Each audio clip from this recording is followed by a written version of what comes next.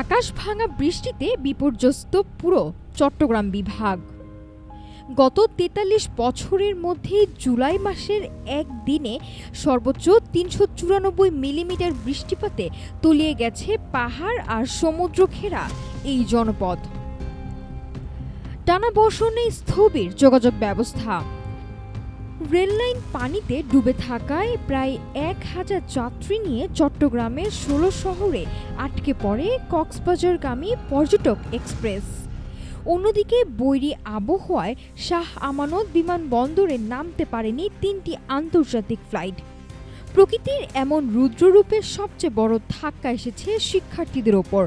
গভীর রাতে জরুরি আদেশে আজ বুধবারের চট্টগ্রাম বোর্ডের অধীন সব জেলার এইচএসসি ও সমমানের পরীক্ষা স্থগিত করেছে আন্তঃশিক্ষা বোর্ড সমন্বয় কমিটি। দুর্যোগের ভয়াবহতা সবচেয়ে বেশি কক্সবাজারে। উখিয়ার রোহিঙ্গা শিবিরে প্রায় ২০০টি স্থানে পাহাড় ধসের ঘটনা ঘটেছে।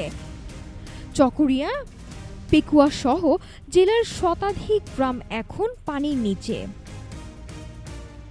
পাহাড় ও দেয়াল ধসে রাঙ্গুনিয়া, বাঘাইছড়ি ও কক্সবাজারে প্রাণ হারিয়েছেন ৬ জন। বিচ্ছিন্ন হয়ে পড়েছে খাগড়াছড়ি ও রাঙামাটির সড়ক যোগাযোগ। আবহাওয়া অধিদপ্তর বলছে, সক্রিয় মৌসুমি বায়ুর প্রভাবে আরও অন্তত ২ দিন স্থায়ী হতে পারে এই অতি ভারী বর্ষণ। ফলে আপাতত স্বস্তির কোনো খবর নেই চট্টগ্রামবাসীর ভাগ্যে। নাফসা সামিয়া, ঢাকা টুডে।